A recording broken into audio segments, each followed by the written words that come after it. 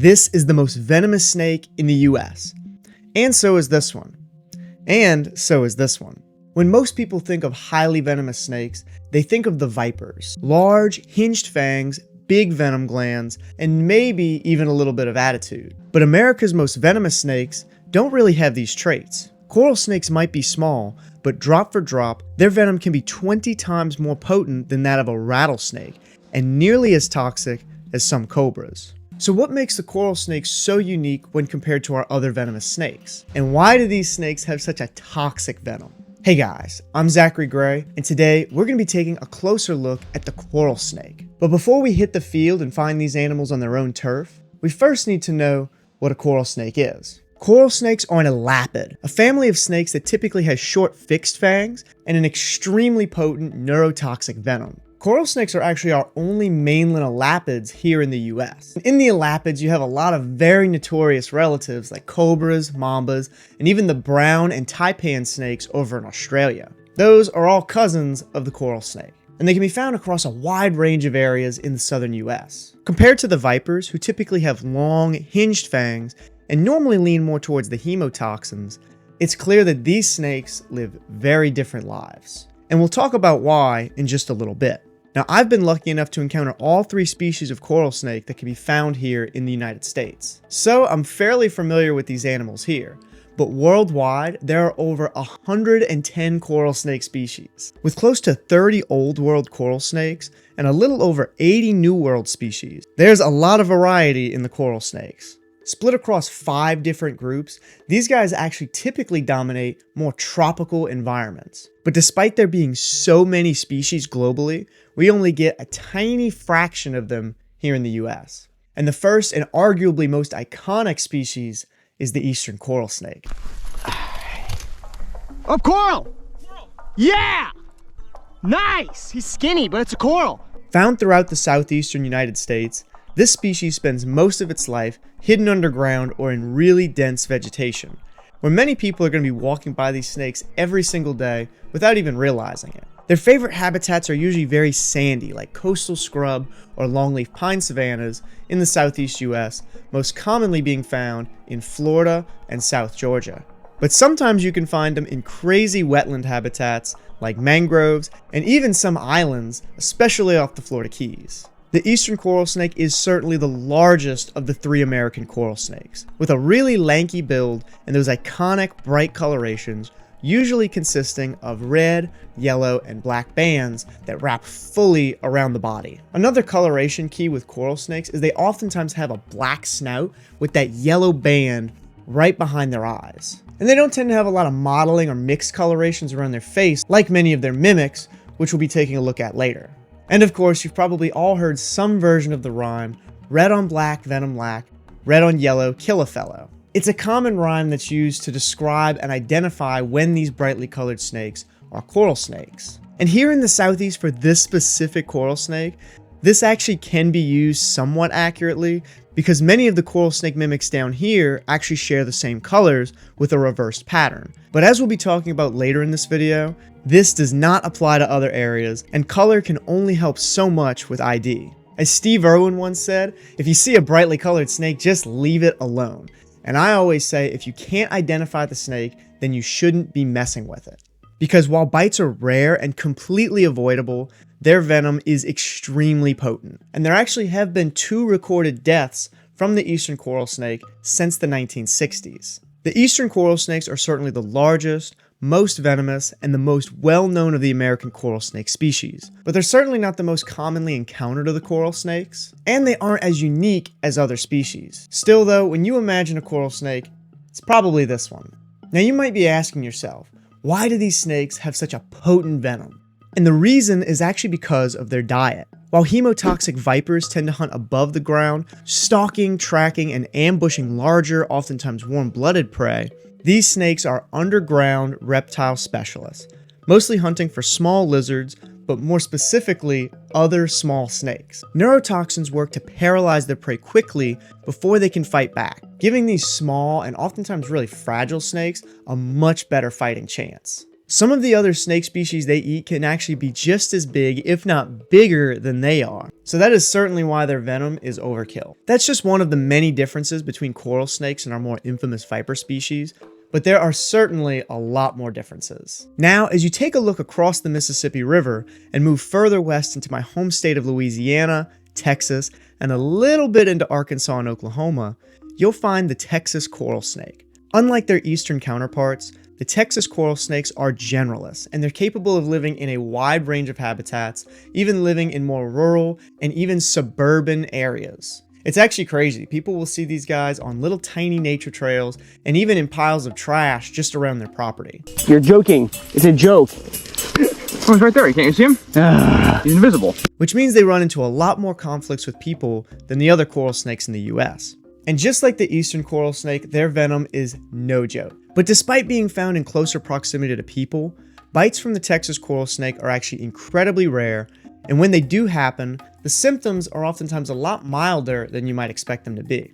One study from 2020 actually took a closer look at 14 confirmed bites from these snakes, and 12 of them occurred from people actually picking up and handling the snake, while the other 2 occurred from people stepping on these snakes barefoot. If you ask me, it seems like every single one of those bites was very avoidable. The most common symptom was a strange tingling sensation around the bite, and only about half the people bitten by these snakes described it as painful. They also reported some mild swelling and redness, but that was about it. None of these bite victims actually had any tissue or nerve damage. No one required antivenom, and all of them recovered fairly well with basic pain management and some monitoring. In fact, despite having venom nearly as toxic as easterns, there's actually never been a recorded death from a Texas coral snake. Now that doesn't mean it hasn't happened, just hasn't been well recorded yet. But you might be thinking, how can there be that many bites and none of them be life-threatening? These snakes commonly deliver dry or almost dry bites, where little to no venom actually gets injected. This is likely because these snakes rely more on their burrows and bright colorations for protection, rather than their venom, which is more designed for their prey. Now that doesn't mean that these coral snake bites can't be dangerous, but to me, cases like this highlight something really important about the coral snake. Not only are their bites avoidable, but these snakes do not want to waste their venom on you. At a first glance, the Texas coral snakes look really similar to the easterns. In fact, outside of a few regions where they have some brighter colors, maybe some extra black between their bands, and their yellow band being a little bit larger on the head, these snakes look exactly like eastern. They usually don't get as big in those drier habitats. They aren't super unique, but they are certainly the most commonly encountered of the coral snakes. But as you travel further west, you find a coral snake that looks very different. But before we look at the desert dwellers, let's talk more about their mimics. Now, most of us know the usual mimic suspects. We've got plenty of milk snake species, the scarlet snakes, and we have the scarlet king snake. These are all of the red on black venom lax snakes. But as you head west, you'll see why the rhyme does not work. The long-nosed snake is a very common, non-venomous colubrid that will oftentimes have red and yellow colorations touching. The variable ground snake, one of my favorite snakes in the region, is incredibly variable, and sometimes that variation is having red and yellow bands touching, just like a coral snake. And the most convincing of the bunch, the shovel-nosed snake has some insane colorations, which once again has those red and those yellow bands touching. I think you can now see why coloration is not the best way to identify these snakes. But if you take a closer look at these animals, you'll find that they actually look nothing like a coral snake. Their colors, faces, and bodies look totally different when you compare them side by side. It's just in the heat of the moment, it can look a little bit worrisome. But of course, all of the snakes that I just mentioned are completely harmless. And finally, if you travel to the desert regions of South Arizona and New Mexico, you'll have the chance to encounter the most unique coral snake in the US, the Sonoran coral snake. Yay! No way, I thought it was a long nose. Oh, you thought it was a long nose. Brother, there's no way. Yo! Immediately, this snake looks very different from the other two. Their patterning is almost entirely washed out, and usually I would say these snakes are a lot smaller, but... Oh my gosh! That thing's huge! Dude, oh my goodness! There are certainly some big Sonoran corals out there.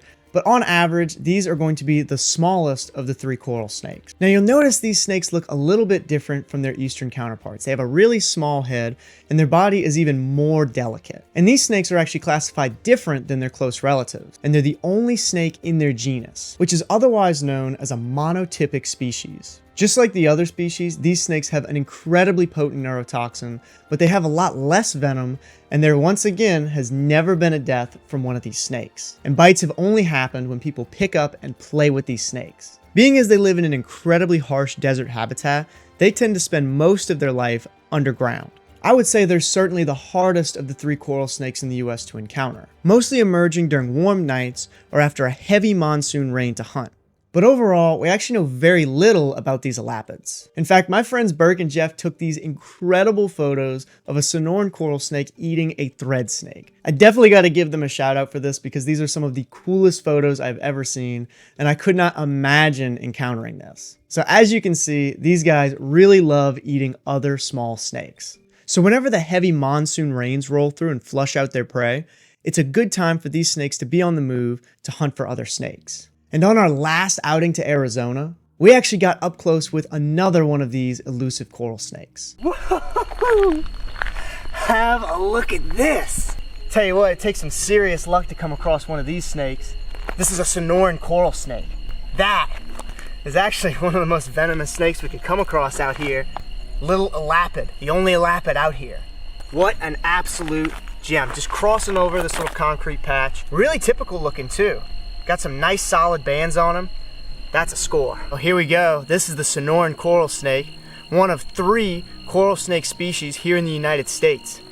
Now this is the smaller of the 3, and they're definitely one of the strangest. They have a much narrower head, and they've got almost desaturated colors. They've got white bands, kind of whitish yellow bands, instead of that deep yellow like the eastern and Texas coral.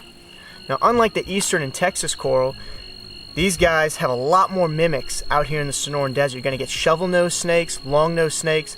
So red on black, venom whack, red on yellow, kill a fellow. Doesn't work too well in the Sonoran Desert. He's got a little tiny head, and they've got little short fangs. But make no mistake, this is not a snake you'd want to get tagged by. Super potent, neurotoxic venom. Venom that attacks the nerves. Similar venom to other elapid species. Mambas, international corals, you get corals over in Southeast Asia, corals down in South America. All of these super famous species are elapids. Now a lot of elapids have short fixed fangs. Now these guys do have short fangs, but they are long enough to go through people's skin. Now this is an adult Sonoran coral snake. They do get bigger than this, but this would be considered a healthy adult. Despite sharing habitat with tons of other venomous species, you're gonna have rattlesnakes, you got Arizona bark scorpions, you've got some gnarly venom in this desert. This is one of the gnarliest, and it's one of the most unique venoms from all the others. It's the only elapid species out here in the desert. Now you can see why so many people are looking for these coral snakes. Gorgeous bands. Any snake with red on it is a snake that people want to find. Now one of my favorite things about this species in particular is they're incredibly elusive. This is not a snake species you're seeing often. This is not a snake species that you're seeing all year. And they come out a lot during the monsoon season in this portion of the state. Now there's not a lot known about Sonoran coral snakes. We don't see them often. They come out for very short periods of time in very random, strange places. And we're always trying to figure out, Rob and Nick have always been trying to figure out, what is making these snakes tick? What's making them move around? And we believe it's because this weather movement, it's got a lot of their prey items moving. Thread snakes, baby snakes like baby king snakes, baby coach whips. You're gonna occasionally get your baby ringnecks. And that's what these guys are after. They are snake specialists. They are eating other reptiles. And they are mostly going to be looking for things that they can envenomate and overpower with a strong neurotoxic venom. Their venom is specifically made for taking out other reptiles. It's a very, very unique cocktail of venom. Not something you want to be taking. And you'll notice, I'm not touching this snake, I'm not handling it, and he's not aggressive. Although he is a little bit whippy, but this is not a snake to be scared of.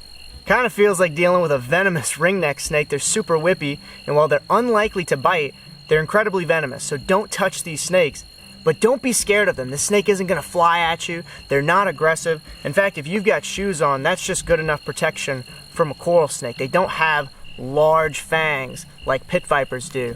So you're going to be good. Just watch out for these guys. Don't step on them, obviously, because that could seriously injure these snakes. And don't go out of your way to kill these animals. They're just not a threat to people. Even though they're highly toxic, they're a good snake to have around. It shows that they're living in a healthy environment, and for sure, not a threat to people when they're left alone. In fact, this snake, in my opinion, is totally harmless unless you're doing exactly what I'm doing right this second. Don't play with these snakes. Don't mess with them.